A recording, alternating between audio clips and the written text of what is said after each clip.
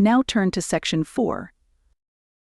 You will hear lecturer talking about nutritional information on food packaging, a guide to understanding labels. First, you have some time to look at question 31 to 40.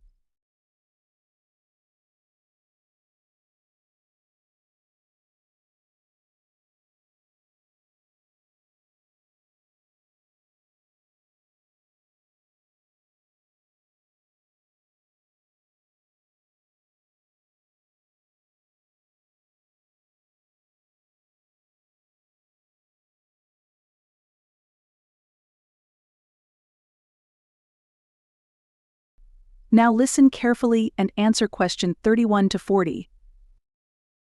Alright, today, we'll be discussing an important topic that influences our daily decisions but is often overlooked: nutritional information on food packaging.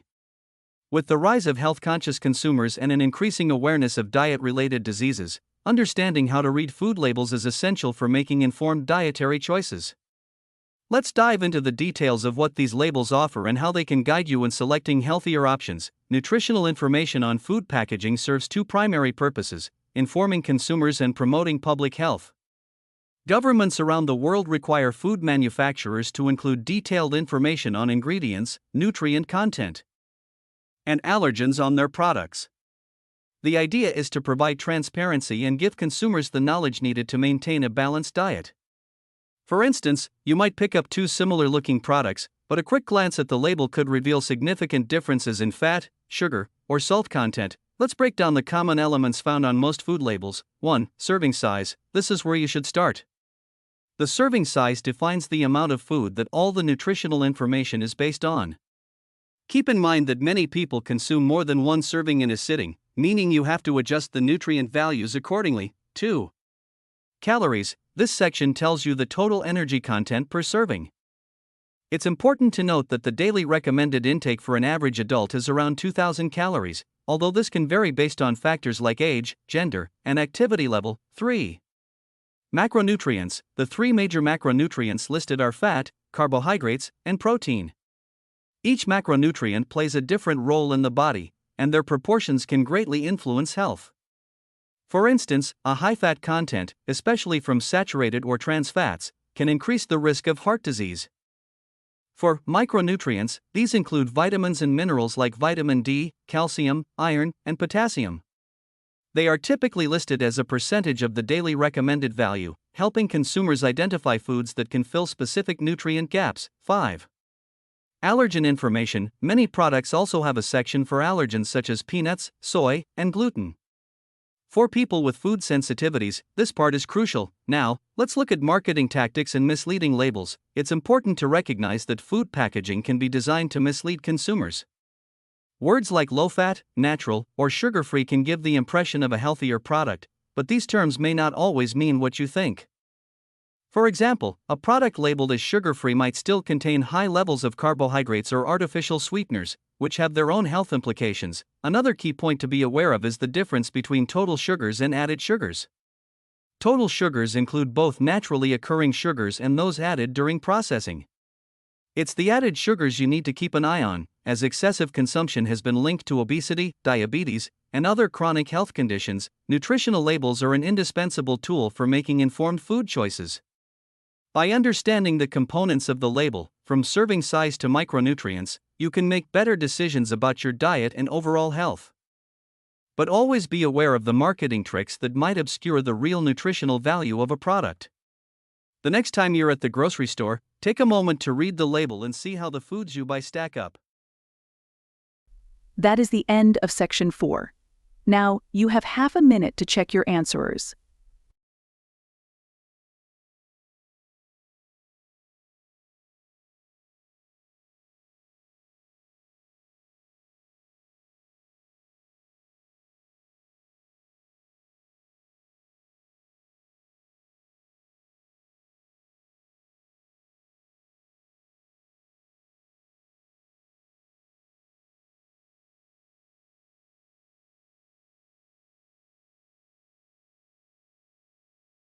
Now turn to Section 4.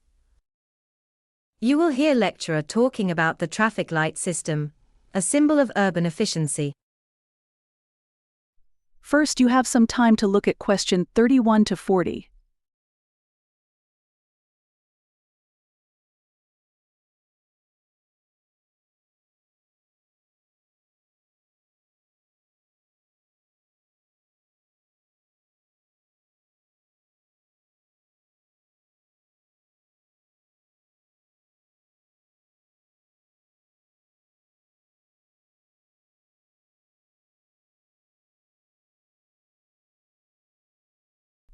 Now listen carefully and answer question 31 to 40.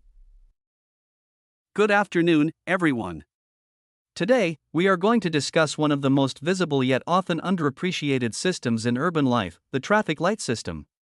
This simple, yet incredibly effective, invention plays a crucial role in maintaining order and safety in our bustling cities. While many take these devices for granted, the history, design, and implementation of traffic lights have evolved dramatically over time.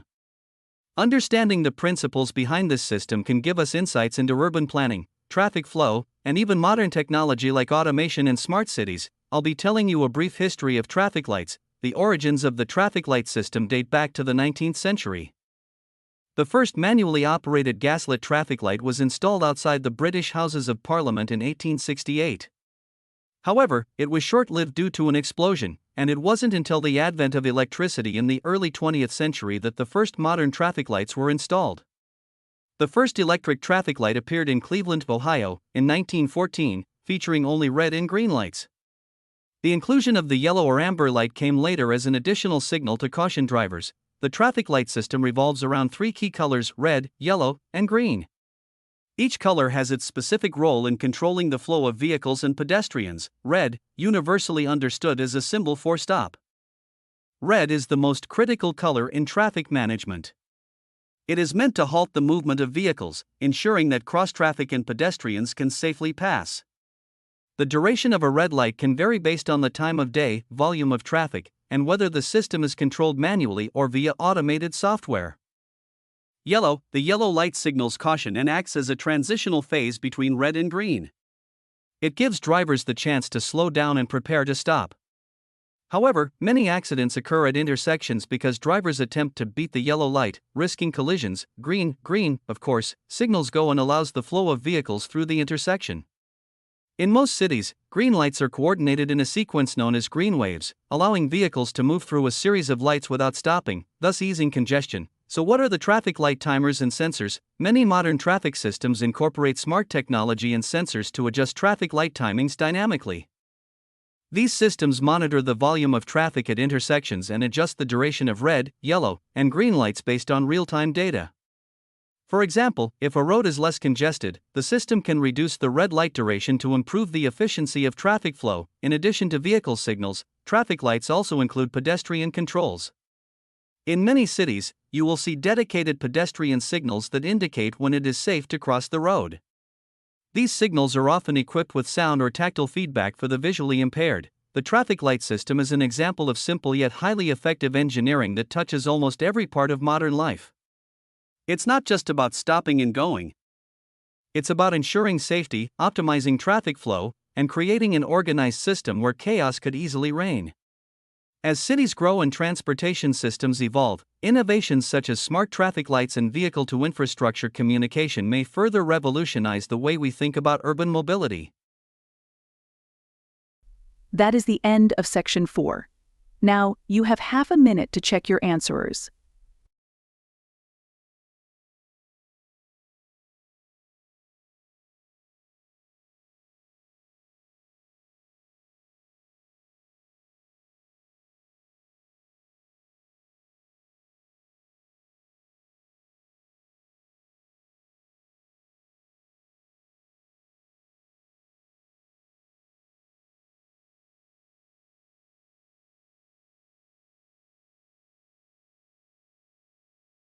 Now turn to section 4.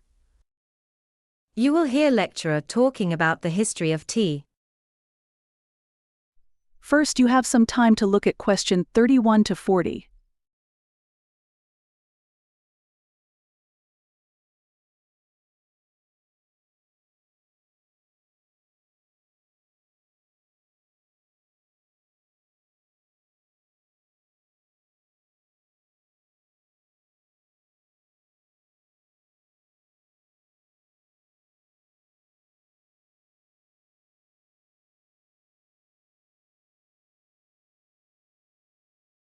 Now listen carefully and answer question 31 to 40. Good afternoon, everyone. Today, we're going to explore the fascinating history of tea, a drink that has shaped economies, influenced cultures, and sparked revolutions. From ancient China to modern tea houses around the world, tea has traveled far and wide, evolving into a beverage that billions enjoy daily. Let's dive into the origins and spread of this globally beloved drink. The story of tea begins in ancient China, where legend tells us that Emperor Shennong discovered tea by accident in 2737 BCE. As the story goes, while boiling water under a tree, some tea leaves blew into his pot. Intrigued by the aroma, he tasted the brew and found it both refreshing and invigorating. This marked the first recorded use of tea as a drink. Though tea was initially consumed for its medicinal properties, by the Tang dynasty, 618 to 907 CE, tea drinking had become widespread in China, not only as a medicinal tonic but as a daily beverage. Tea houses started to appear, and tea became an integral part of social life. During this time, tea cultivation and processing methods advanced, and different types of tea, such as green, black, and oolong, began to emerge. How tea spread to Japan and beyond. In the 9th century, Buddhist monks introduced tea to Japan. Tea became closely associated with Zen Buddhism, leading to the development of the traditional Japanese tea ceremony, or shinoyu. The ceremony was not just about drinking tea but symbolized purity, tranquility, and mindfulness. Tea slowly made its way across Asia and eventually into the Middle East and Europe. Portuguese and Dutch traders played a crucial role in bringing tea to the West in the 16th century.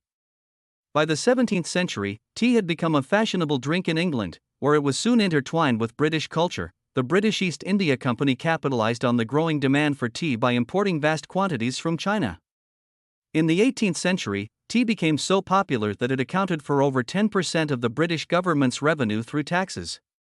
To reduce reliance on Chinese imports, the British began cultivating tea in their colonies, particularly in India and Sri Lanka, formerly Ceylon. The development of Assam and Darjeeling teas is a direct result of this colonial tea trade. Interestingly, tea has also played a role in political history. One famous event is the Boston Tea Party in 1773, where American colonists, protesting against British taxation, dumped an entire shipment of tea into Boston Harbor. This act of defiance helped ignite the American Revolution. Today, tea is the second most consumed beverage in the world, after water. Whether enjoyed as Chinese green tea, Indian chai, or British afternoon tea, this humble drink has had a profound impact on history, trade, and culture. That is the end of section 4. Now, you have half a minute to check your answers.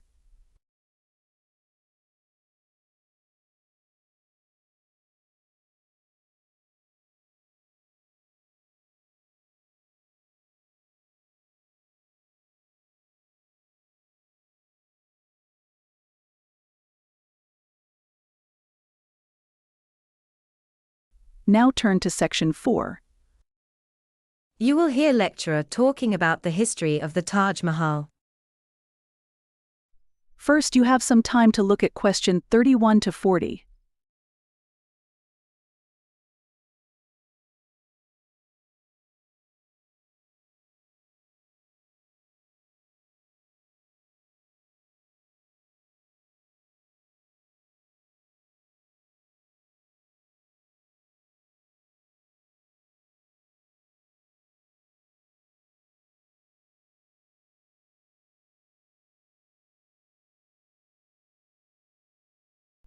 Now listen carefully and answer question 31 to 40.